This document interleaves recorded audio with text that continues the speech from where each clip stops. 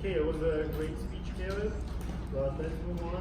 I want to introduce the next speaker, which will be Terry Analog, and I have the introduction here. Terry has served as the Postmaster President and considers this to be one of the greatest honors he has ever been given. Terry didn't realize it at the time, but a couple of years ago, Terry used some visionary communication to set himself up for the residence. The project objectives are, this is an icebreaker for the Pathways Visionary Communications. This project should be used as an encouragement to use visionary communication in your lives. Welcome to the stage, Terry.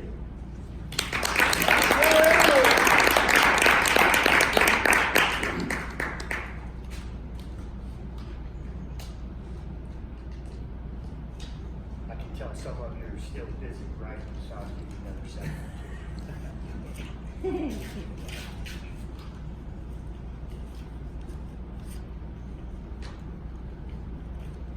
Visionary communication is tough. What do you think of when you think of visionary communication? Winston Churchill. There you go, Winston Churchill. Visionary communication is tough. And there was no one tougher than Winston Churchill.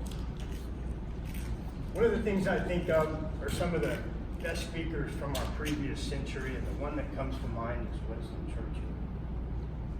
He used his visionary communication to encourage the English people when they needed it most.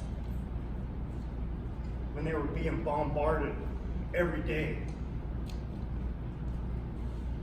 His typewriter was his battle station. And his words were his artillery as he waged war against fear and pessimism to buoy the spirits of the English people. And I love the way that he used to say, never give in, never give in, never, never, never give in. And he used his visionary communication to lift the spirits when his people needed it most. And another speaker from the past century that I think of when it comes to visionary communication is our President, John F. Kennedy. From the time he took office, he pushed the agenda to put a man on the moon. And in the 1960s, his visionary communication was not well received. And not just any man either. He wanted to see an American on the moon. He wanted America to do it first, and he wanted America to do it before that century was out. And in just a couple days, we're going to celebrate the 50th anniversary of that great achievement that happened on July 20th, 1969.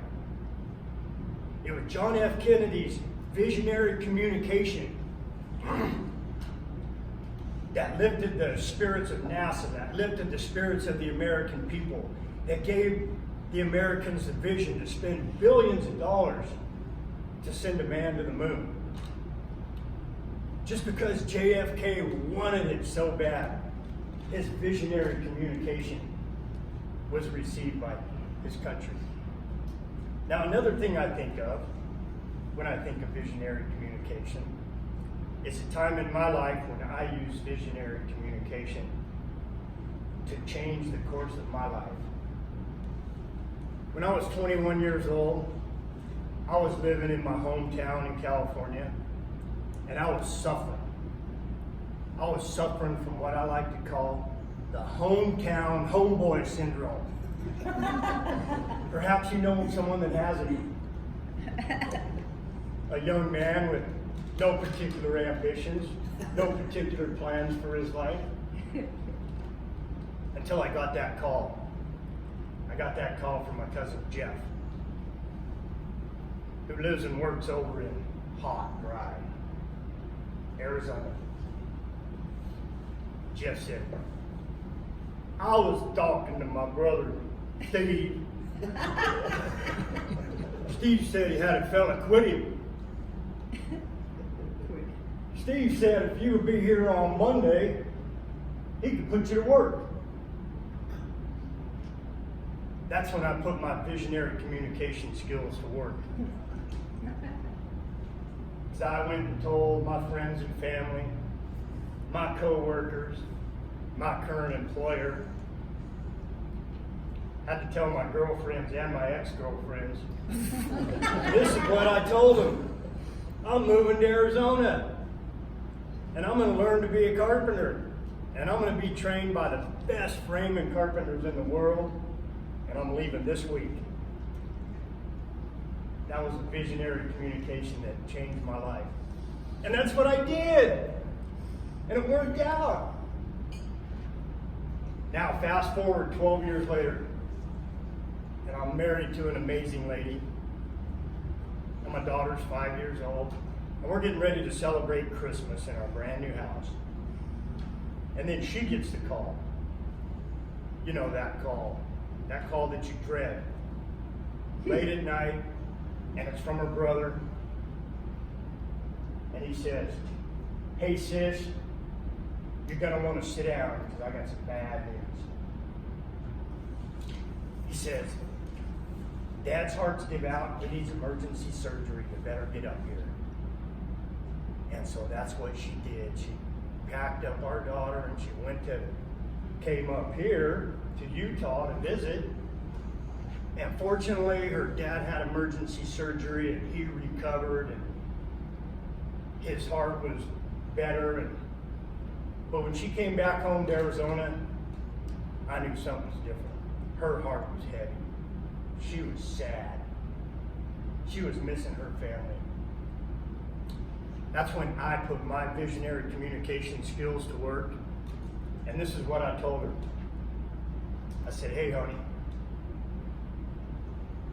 I want you to call the realtor.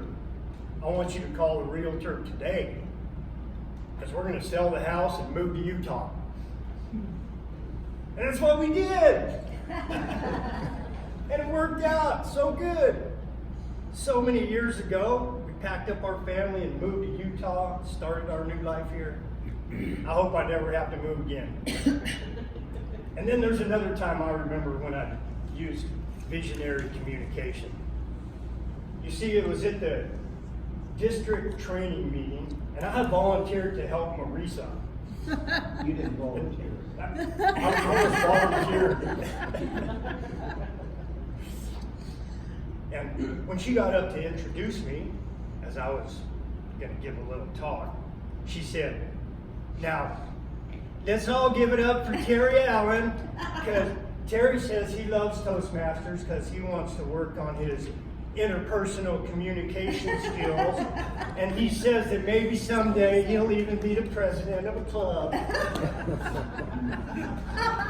That sounded so foreign to me 2 years ago. Really? Me, president of the club?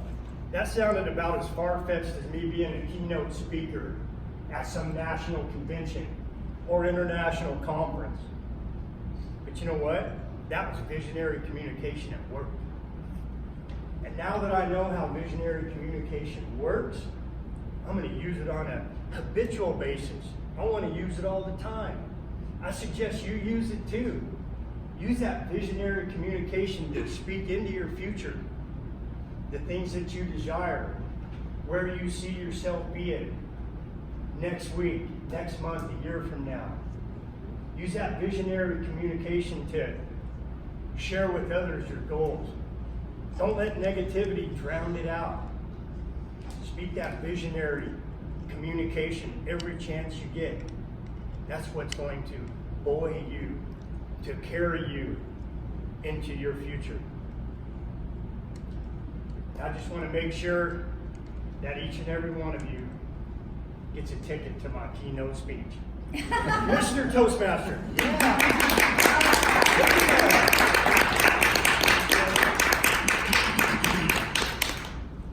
Oh, that was inspiring. That's why I like visiting